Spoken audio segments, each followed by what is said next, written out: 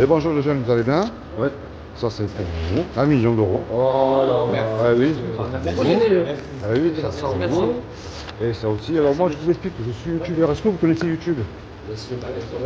Bon, je demande des jeunes qui ne connaissent pas, donc mais ça m'est arrivé de rencontrer une personne qui ne connaissait pas YouTube. Alors moi je fais des reportages pour avertir les jeunes qu'on allait mourir un jour. Est-ce que vous le savez vous? Bien sûr. Et la grande question que je pose, c'est ça le but de mon reportage, qu'est-ce que vous croyez après la mort? Est-ce que ça s'arrête? Est-ce que ça continue? Ça s'arrête pas. Pour vous, ça s'arrête pas? Ça s'arrête pas, Et Je vous? sais pas encore. D'accord, et vous? Ça s'arrête pas. D'accord, alors qu'est-ce que vous croyez? Pour vous qui disent que ça s'arrête pas, quoi. Bah qu'après, il y a le jour du jugement dernier. Très bien. Vous croyez en Dieu alors? Ouais. Vous êtes quoi, musulman, chrétien? Musulman, ouais. Musulman? Musulman? Bon, vous ne croyez pas? D'accord. Alors, si vous croyez en Dieu, vous savez qu'il y a le paradis et l'enfer aussi. Donc, aux yeux de Dieu, comment est-ce que vous savez si vous faites du bien ou du mal alors? Parce que s'il y a le paradis, il y a bien quelque chose qui vous permet d'avoir accès, pas rentrer comme ça. Ouais. Est-ce que tout le monde peut avoir accès au paradis? Non. Bon, alors comment est-ce que vous savez, vous, si vous pouvez y avoir accès à quoi? Bah, on saura le jour du jugement dernier. Ouais, Et c'est à travers nos actes. d'accord, alors on va voir. Vous connaissez la loi de Moussa? C'est la loi de Moïse que les musulmans acceptent, les 10 commandements. En fait, c'est la loi morale de Dieu et elle définit, elle est gravée dans votre cœur. Et même vous deux, hein, si vous n'y croyez pas. Et elle définit si nous sommes quelqu'un de bien ou pas, en fait. Et elle montre que moi, avant que je vous l'annonce, j'ai pas le droit de vous juger. Alors on va voir. Il y a un commandement qui dit tu ne mentiras point. Est-ce que vous avez déjà menti dans votre vie? Ça arrive quand même. Quelqu'un qui dit qu'il n'a pas menti une fois, c'est un menteur déjà. Déjà. Il y en a un autre qui dit tu ne voleras point. Est-ce que vous avez déjà volé quelque chose? Ah, ça a déjà dû arriver. C'est possible. Oui. Voler, c'est même aller sur YouTube, on télécharge une musique qui ne nous appartient pas, par exemple. Est-ce que vous avez toujours honoré vos parents? Si, quand même. Ouais. C'est-à-dire honoré. Est-ce que vous leur avez toujours obéi, jamais menti? Bah, du coup, non. Non, Vous avez répondu à la première question. Oui, quand même. Est-ce que vous avez toujours mis Dieu en premier dans votre cœur? Parce qu'un incroyant le met quand tout va mal, hein, mais quand tout va bien, est-ce qu'on le met en premier dans notre cœur? Parce que moi je crois que si vous vivez aujourd'hui, c'est une faveur que Dieu vous accorde. Hein. Bah oui, c'est sûr. Ah oui. Alors est-ce que vous le mettez en premier dans votre cœur tous les jours? C'est On difficile, essaye. hein? On essaye. Ça y est, on se rappelle. Et un Essaye, dernier, des fois, c'est compliqué. il y a un dernier commandement, et un commandement qui dit tu ne commettras point d'adultère. Mais Jésus l'a mis une barre au-dessus, puisqu'il a dit quiconque a regardé un homme ou une femme avec de la convoitise a déjà commis un adultère avec dans son cœur. Quel est l'homme ou la femme qui peut dire je n'ai jamais regardé une image interdite de moins de 18 ans? Ça n'existe pas, on est bien d'accord. Vous voyez pourquoi elle est belle cette loi? Elle montre que même si on ne se connaît pas, j'ai pas le droit de vous juger parce que j'ai fait comme vous, moi. Mais maintenant, je reviens vers vous avec la loi, là. Parce que c'est vrai que Dieu est amour, il nous aime, puisqu'il nous a créés. Et le Créateur, il aime ce qu'il crée. Mais s'il est Dieu, qu'il est amour, il est obligé d'appliquer sa justice, parce qu'il n'est pas Dieu, sinon. Est-ce que vous êtes coupable ou innocent, là, face à la loi? Ah, c'est difficile à répondre, hein. C'est pas comme si vous faites 6 mois de prison, là, vous sortez, hein. Et vous voyez pourquoi elle est belle, cette loi?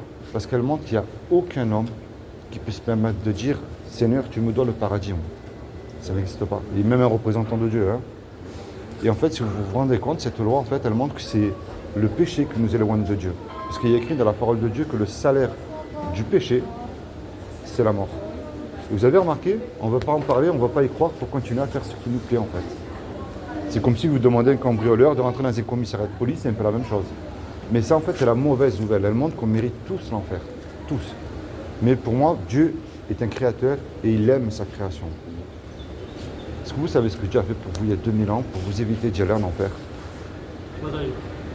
Est-ce que vous savez ce que Dieu a fait pour vous il y a 2000 ans pour vous éviter d'aller en enfer, justement? Il a fait quoi?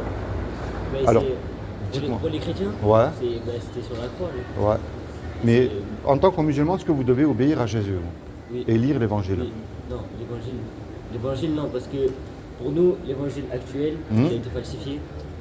Donc, Alors, vous avez répondu à la bonne question.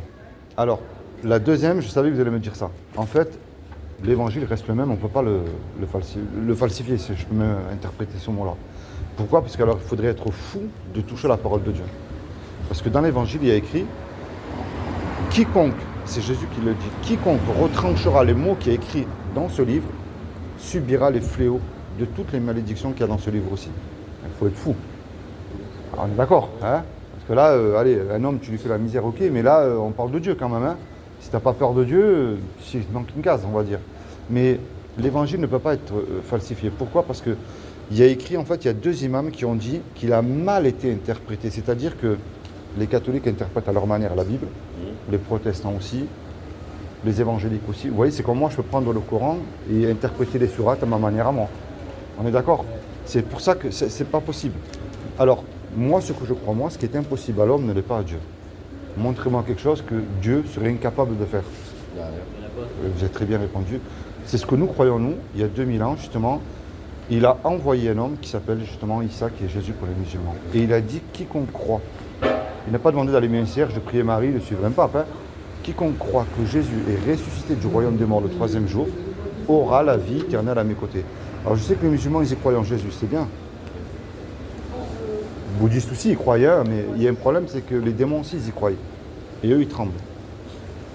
Alors moi, le but de ma démarche envers vous qui êtes jeunes, je ne suis pas mieux que vous, mais je vous le dis avec amour et respect, la clé s'appelle la repentance.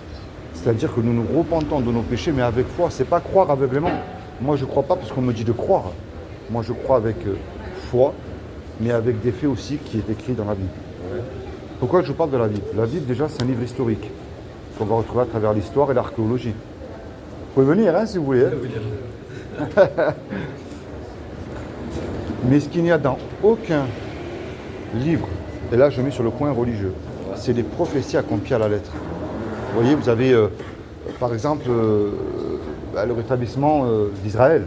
Vous avez aussi la chute de l'Irak de Saddam Hussein qui est prophétisée par 2 prophètes, Ésaïe et Jérémie. Vous voyez, c'est pas je crois parce qu'on me dit de croire. Moi je crois avec des faits aussi. Imaginez là, tous on prend une calache, on fait un braquage. On se fait serrer, on passe devant le tribunal, puis le juge il dit, vous voyez là tous là, vous me donnez 1 million d'euros de caution, vous partez tous en prison. On n'a pas l'argent parce qu'on vient de se faire serrer. Et on ne peut pas revenir en arrière et effacer le mal qu'on a fait. Et on ne peut pas dire au juge, monsieur le juge, sur la vie de ma mère, moi je recommence plus, si vous me laissez partir, c'est fini. Ça ne marche pas, ça, on est d'accord. Le juge, il va dire, moi je ne vais rien savoir, vous me payez la caution, vous partez en prison. On se regarde tous, on ne sait plus quoi faire. Mais il arrive tout à coup un homme qu'on ne connaît pas. Et cet homme-là, par amour pour nous, décide de payer la caution à notre place. La caution, elle est payée, le juge, lui, il est satisfait, il nous libère. Mais imaginez-vous dans le film, cet homme qui a payé la caution là, il se présente en retour devant vous. Qu'est-ce que vous allez dire à cet homme-là, sincèrement? Merci. Bien sûr, et si vous demande un service? Merci. Vous avez très bien répondu. Vous voyez ce que je crois, moi, ça? C'est ce que Jésus a fait pour nous il y a 2000 ans sur la croix pour nos péchés. Pourquoi je parle de Jésus? Parce que c'est le seul qui n'a pas péché. Et si vous remarquez bien, c'est le seul qui est vivant. Et dans toutes les religions, on ressort toujours le nom de Jésus. Il y a un problème quand même, pour ceux qui n'en veulent pas. On est d'accord? Alors, la question que je vous avais posée tout à l'heure, vous avez bien répondu. Pourquoi je vous ai parlé de Jésus et du Coran? Ça, c'est les 2 sourates où justement le Coran il dit que l'évangile, c'est un guide et une lumière. Et la 2e sourate, Jésus il dit obéissez à moi musulmans, dans la sourate l'ornement. Alors, certains me disent oui mais ça c'était avant pour le peuple juif. Alors ça voudrait dire que les 2 sourates les plus terribles là elles sortent.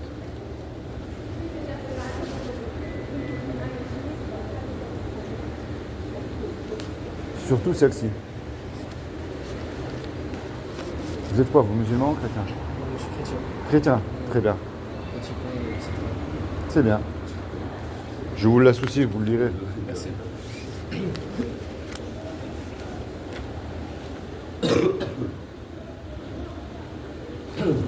Oh, vous êtes musulman, vous m'avez dit aussi. Et vous?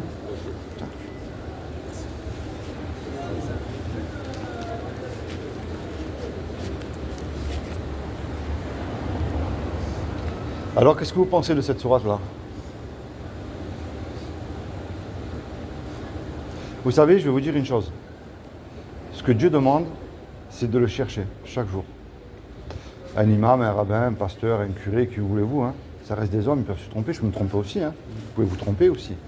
Mais Dieu ne peut ni mentir et encore moins se tromper. Et le plus terrible, c'est ceux qui ne veulent pas de Jésus comme Sauveur et Seigneur. Parce que croire en Jésus, c'est bien. Je vous ai expliqué que dans la Bible, les démons, ils y croient. Obéir, c'est autre chose. Obéir, je mets en pratique ce que lui me demande de mettre en pratique et je lis aussi ce qu'il me demande de lire. On est bien d'accord? Et moi, c'est ça que je vous encourage à faire. C'est lisez la Bible. Vous voulez lire le Coran, il n'y a pas de problème. Mais lisez la Bible parce que le Coran, c'est ce qu'il enseigne aussi. Cherchez dans les 2 livres. Les questions que vous vous posez, ben, demandez-les à Dieu, il est capable de vous répondre. Parce que vous croyez en Dieu, vous savez que Dieu parle aussi à travers sa parole, on est d'accord? Est-ce que vous avez déjà lu la Bible? Bonjour. Bonjour. Bonjour. Est-ce que vous avez déjà lu la Bible alors? Est-ce que vous en voulez une? C'est gratuit. Vous n'avez rien à me donner? Ouais? Ouais, il n'y a pas de problème. Bien.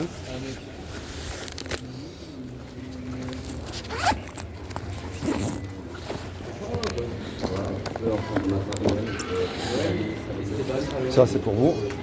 Est-ce que vous en voulez une? Bon, vous avez de la chance, il m'en reste une. Alors, ma dernière question, et je vous laisse tranquille, les jeunes. Est-ce que vous sauteriez d'un avion sans parachute et en plein vol?